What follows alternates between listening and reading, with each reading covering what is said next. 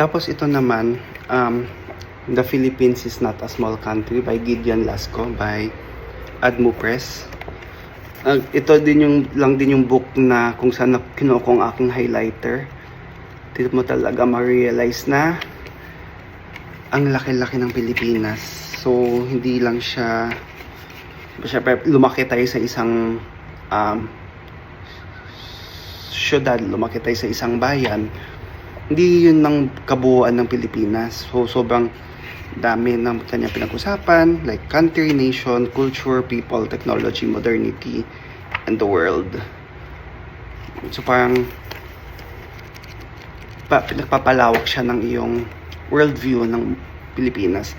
Tapos nakita ko dito sa National Bookstore, Bakit Single pa rin ang teacher mo ni Genaro Gojo Cruz, Anvil.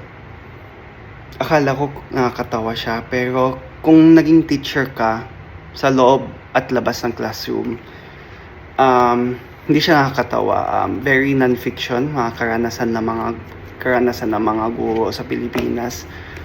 Medyo masakit sa puso kasi nakaka-relate ka, naintindihan mong pinagdadaanan ng mga teachers dahil dati din akong teacher.